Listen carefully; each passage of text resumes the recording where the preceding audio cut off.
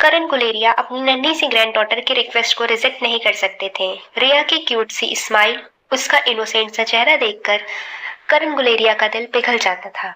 कुछ देर तक अपने दोनों हाथ डाइनिंग टेबल पर रखकर सर झुकाकर करण गुलेरिया कुछ सोचने लगे। उसके बाद करण गुलेरिया ने अपना सर उठाकर पास खड़े नौकर से कहा, मिस्टर मारवा को अंदर आने दो। करण गुलेरिया की बात सुनते ही नौकर तेजी से बाहर चला गया। रिया ने अपने दोनों हाथ हवा में उछालते हुए कहा, ये आज हम सब मिलकर डिनर करेंगे, बड़ा मजा आएगा। रिया के दिल में अपने डैड के लिए इतना प्यार देखकर फिर से करण गुलेरिया के अंदर जेलसी वाली फीलिंग जागने लगी थी। करण गुलेरिया चाहते थे कि वो अपनी नन्ही सी ग्रैंड डॉटर की नजरों में वही नंबर 1 फ्रेंड बने रहे। इसलिए गला खराशते हुए करण गुलेरिया ने धीमी मगर सख्त आवाज में कहा, जब तुम्हारी मम्मा को पता चलेगा कि मिस्टर मारवा ने आज हम सब के साथ बैठकर डिनर किया, तो क्या वो भी उतना ही खुश होंगी जितनी तुम खुश हो रही हो? कुछ देर सोचने के बाद रिया ने जवाब देते हुए कहा, मम्मा के पास तो हमारे साथ बैठकर खाना खाने का टाइम ही नहीं, हमेशा बिजी होती है मम्मा। मगर डैड ऐसे नहीं है, डैड टाइम निकाल कर मेरे साथ लंच करते हैं, डिनर करते हैं, घूमने ले जाते हैं। रिया की बात सुनकर करण गुलेरिया अचानक ही मन ही मन हंसने लगे और हंसते हुए रिया से कहने लगे, लगता है बहुत फ्री है मिस्टर मारवा। हाँ भाई, बाप दादा की दौलत जब अचानक ही हाथ लग जाए तो इंसान को कोई काम नहीं सूझता है। करण गुलेरिया के मुंह से अपने डैड के लिए ऐसी बातें सुनकर रिया ने अपनी आंखें गुस्से से छोटी कर ली और घूर घूर कर करण गुलेरिया को देखने लगी। तभी दरवाजे पर खड़े रोहित मारवा ने अंदर आने की परमिशन मांगी। रोहित को दरवाजे पर खड़ा देखकर आकाश गुलेरिया अपनी जगह से उठ खड़ा हुआ और कहने लगा, प्लीज कम इन मिस्टर मारवा, आइए, आप भी हमारे साथ बैठकर डिनर कीजिए। नन्ही सी रिया दौड़कर रोहित के पास गई और रोहित के पांव को जाकर चिपक गई। रोहित ने भी अपना एक हाथ रिया के पीठ पर रख दिया। रोहित का ध्यान डाइनिंग टेबल पर बैठे बीचों बीच करण गुलेरिया पर गया। करण गुलेरिया भी रोहित को घूर घूर कर देख रहे थे। रोहित ने आकाश की बात का जवाब देते हुए कहा, थैंक यू आकाश, मगर इस वक्त मुझे भूख नहीं है। करण गुलेरिया ने अपने बाउल से सूप पीते हुए रोहित से कहा, मिस्टर मारवा, गुलेरिया हाउस की दावत है, बहुत शानदार होती है। हमारे घर का खाना दुनिया के किसी 5 स्टार होटल से कम नहीं है। आई एम श्योर तुम्हें हमारा खाना पसंद आएगा। ऐसा खाना शायद ही पहले आपने कभी खाया होगा। रोहित करण गुलेरिया के गुड बुक्स में आना चाहता था, मगर करण गुलेरिया के कहने का मतलब साफ था। गुलेरिया हाउस में मारवा हाउस से बेहतर खाना परोसा जाता है। रोहित के मुंह से भी इंस्टेंटली निकल गया, जी आई एम श्योर कि आपके घर की दावत काफी शानदार होगी, मगर मारवा खानदान भी दावत देने में किसी से पीछे नहीं है। आकाश समझ चुका था कि करण गुलेरिया और रोहित मारवा के बीच एक कोल्ड वॉर शुरू हो चुकी थी, मगर रोहित और आकाश दोनों ही करण गुलेरिया के इस बिहेवियर का असली कारण नहीं पहचानते थे। करण गुलेरिया के मन में रोहित की ये बात तीर की तरह चुभ गई थी। जब रोहित ने नन्ही सी रिया से कहा था कि फैन नानू के साथ ज्यादा मेलजोल बढ़ाने की कोई जरूरत नहीं है, हो सकता है फैन नानू एक फ्रॉड आदमी हो। नन्ही सी रिया अपने डैड को चिपक कर बोली, डैड आज रात आप यहीं रुक जाओ हमारे साथ, मैं आपको कहीं नहीं जाने दूंगी। नन्ही सी रिया की फरमाइश सुनते ही रोहित करण गुलेरिया की ओर देखने लगा। रोहित जानता था कि शायद करण गुलेरिया इस बात के लिए परमिशन नहीं देंगे। अब तक नन्ही सी रिया भी ये जान चुकी थी कि गुलेरिया हाउस से अब हर चीज करण गुलेरिया के ही हुक्म से चलने लगी थी। आज तक उसने देखा था कि घर में सबसे ज्यादा रिस्पेक्ट उसके मामा आकाश गुलेरिया को मिलती थी, मगर जब से उसके नाना करण गुलेरिया वापस घर आए हैं, सभी लोग उसके इशारे पर काम कर रहे थे। रिया अपनी इनोसेंट शक्ल और मासूम आवाज का फायदा उठाना अच्छी तरह जानती थी। अपनी छोटी छोटी जिद मनवाने के लिए और शरारतों से बचने के लिए रिया ने हमेशा ही रेखा मासी और अनिका पर बचपन से अपना जादू चलाया था। रिया जानती थी कि उसके मासूम चेहरे को देखने के बाद किसी का भी दिल पिघल जाता था और वो रिया की जिद के सामने अपने घुटने टेक देता था। आज रिया वही जादू अपने नानू पर चलाना चाहती थी। रिया अपने नानू की ओर देखकर प्यार से मुस्कुराते हुए पूछने लगी, नानू, डैड आज यहाँ रह सकते हैं? रिया का जादू हमेशा की तरह करण गुलेरिया के भी ऊपर चल गया, मगर करण गुलेरिया ने एक बार भी अपने सामने खड़े रोहित मारवा की ओर नहीं देखा और आकाश की ओर देखते हुए कह दिया, मिस्टर मारवा के रहने का इंतजाम हमारे गेस्ट रूम पे करवा दो। कुछ ही देर में नौकरों ने अनिका, जिस क्लिनिक में सोई थी, उसके ठीक बगल वाले कमरे को तैयार कर दिया।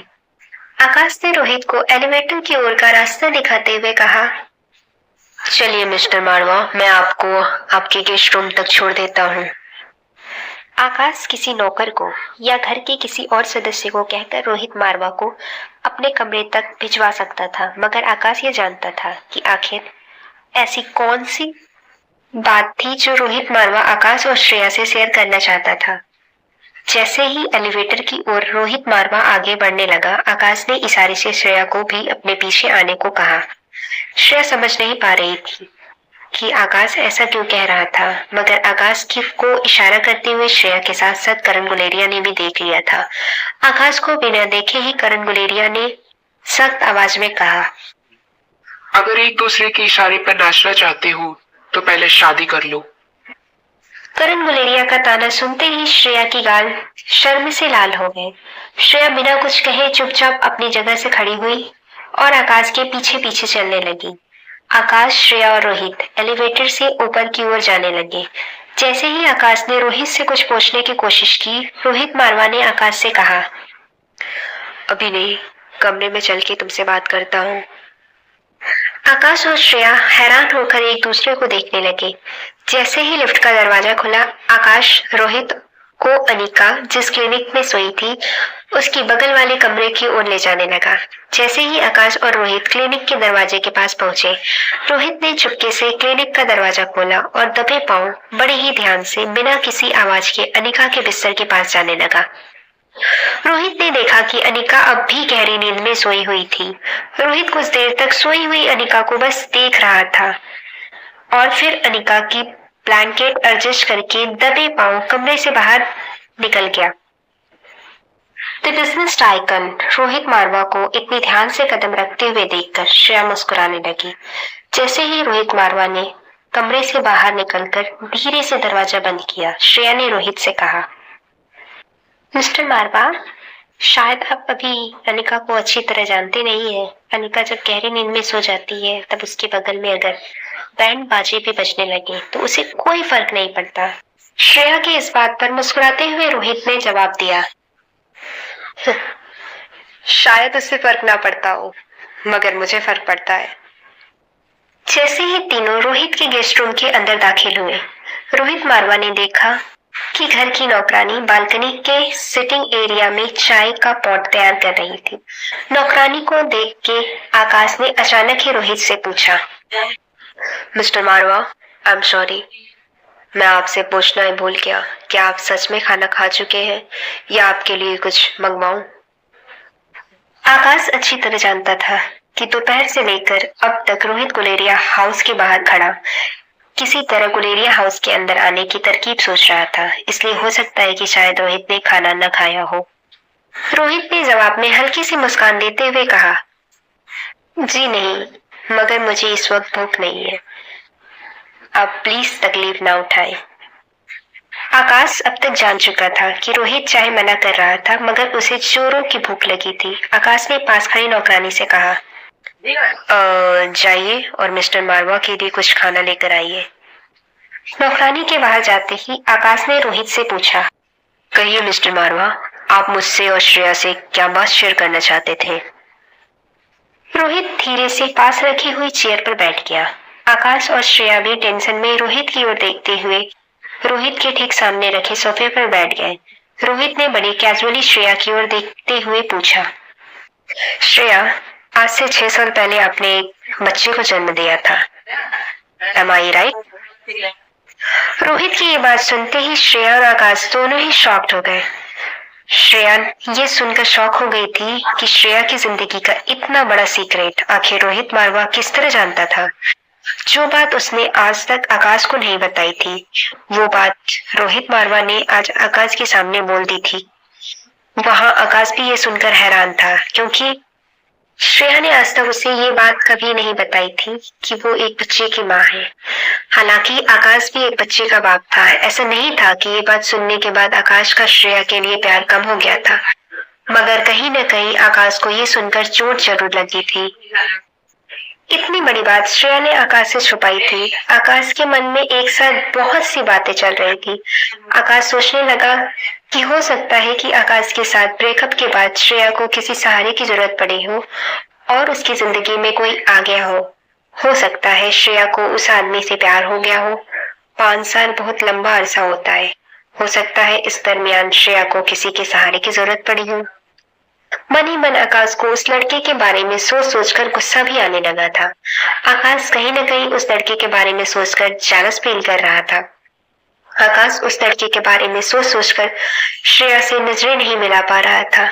वहां श्रेया ये सोचकर आकाश से नजर नहीं मिला पा रही थी कि इतना बड़ा सीक्रेट रोहित मारवा ने आकाश के सामने खोल दिया था और ये बात श्रेया ने आकाश से छुपाई थी। इससे पहले कि श्रेया आकाश से कुछ कहती, आकाश ने दोनों हाथों से श्रेया को कंधे से पकड़ लिया और श्रेया की आंखों में आंखें डालकर उसके मन में चल रहा सवाल पूछ लिया, कौन था वो लड़का? आकाश का सवाल सुनकर श्रेया बिल्कुल सुन्न हो गई। श्रेया पिछले 6 सालों से अपने बच्चे की खोई हुई तलाश में पूरी दुनिया भटक चुकी थी। वो बच्चा सिर्फ श्रेया का ही नहीं था, बल्कि श्रेया और आकाश के प्यार की निशानी थी। मगर आज बच्चे के बारे में सुनते ही आकाश ने श्रेया से जो श्रेया से पहली चीज पूछ ली थी, वो ये थी कि वो लड़का कौन था। जिस इंसान के प्यार के खातिर श्रेया ने कई लड़कों के प्रपोजल को ठुकरा दिया था, उस लड़के को अपने प्यार पर इतना भी भरोसा नहीं था। ये सोच सोचकर श्रेया की आंखों में पानी भरने लगा। श्रेया की आंखों में आंसू देखकर आकाश ने मन ही मन ये डिसाइड कर लिया। उस लड़के की याद आते ही श्रेया की आंखें भर आई। श्रेया की आंखों से आंसू पोंछते हुए आकाश ने श्रेया से कहा, क्या उस लड़के की याद आते ही तुम्हें दुख हो रहा है? क्या उसने तुम्हें कोई तकलीफ पहुंचाई? मुझे बताओ, तुम लोग अलग क्यों हो गए?